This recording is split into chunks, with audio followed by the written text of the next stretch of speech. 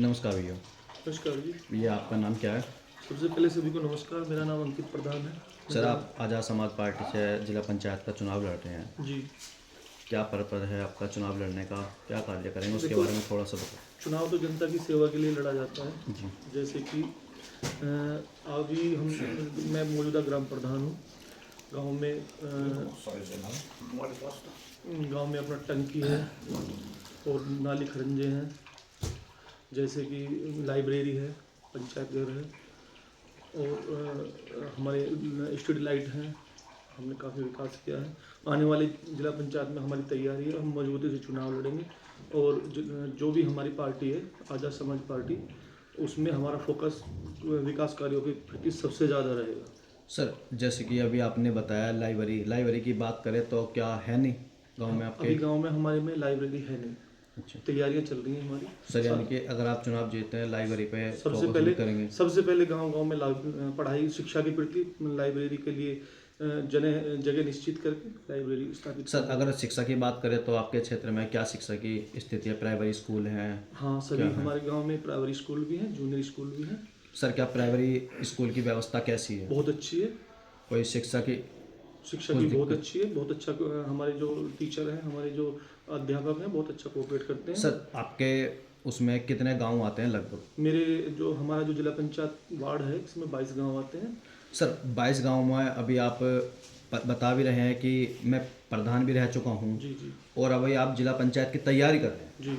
अभी जिला पंचायत की अगर आप जीतते हैं तो उसके बारे में आप क्या कुछ कार्य करेंगे? सबसे पहले जीतने के आने के बाद क्या कुछ कार्य कर पाएंगे? सबसे पहले मैं शिक्षा पे ध्यान दूंगा। सबसे ज़्यादा लाइब्रेरी है, जो अगर मुझे शासन के द्वारा मदद मिली तो जहाँ पे स्कूल नहीं है, स्कूल की व्यवस्था की जाएगी और सड़कें अच्छी होंगी, रास्ते अच्छे होंगे तो हमारा विकास, हमारे गाँवों का विकास होगा। और शिक्षा सबसे पहले प्राथमिकता जो है वो शिक्षा रहेगी। सर जैसे कि हर गांव में एक छोटा क्लिनिक, डॉक्टर, हॉस्पिटल होना चाहिए छोटा। हाँ जी जी। उसके बारे में आपका क्या कहना रहेगा? मेरा कहना ये है कि अगर शासन के द्वारा जो बड़े गांव हैं उनमें सीएससी सेंटर होना जरूरी है, क्योंकि सपोज करो छोटा गांव है, 3 गांव जोड़ने के बाद में एक सीएससी सेंटर बन जाए, उस पर बहुत ज़्यादा ध्यान रहेगा। और जो बड़ा गांव उसमें एक सीएससी सेंटर अपना पर्सनल होना चाहिए। सर जैसे कि किसानों के लिए आपको क्या कहना है, आप क्या कहेंगे किसानों के लिए? अगर आप जिला पंचायत के आपने 22 गांव आपके किसानों के लिए कुछ रास्ते कच्चे हैं, जिनमें उनकी ट्रैक्टर ट्रॉली है, यातायात का बड़ी दिक्कत है उन्हें। बरसात के टाइम में बहुत ज़्यादा दिक्कत होती है, वो रास्ते हम सारे पक्के कराएंगे। सर जैसे कि हर गांव में एक गांव गौ सेवा होनी चाहिए, उसके हाँ, लिए उसके लिए क्या कहना चाहिए? हर गांव में, हालांकि हमारे यहाँ पे एक हमारे ब्लॉक वाइज हैं, हमारे ब्लॉक में 2 गौशाला हैं, उनमें पूर्ति नहीं हो रही है। उसके बारे में हम शासन से को अवगत कराकर जितनी भी हमसे मदद होगी उतनी गौशाला की स्थापना करवाने। सर क्या गौशाला अभी आपके गांव में एक भी नहीं है? पूरे जितने 22 गांव आते हैं उसमें एक भी गांव नहीं है? जी सर। लगभग कितनी होंगी? लगभग 3 है। क्या स्थिति है उनकी?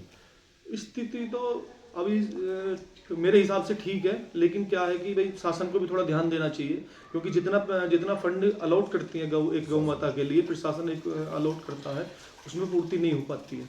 तो मेरा वैसे भी निवेदन है, हिंदूवाद की तरफ से मेरा निवेदन है, शासन को इस पर ज़्यादा से ज़्यादा ध्यान देना चाहिए।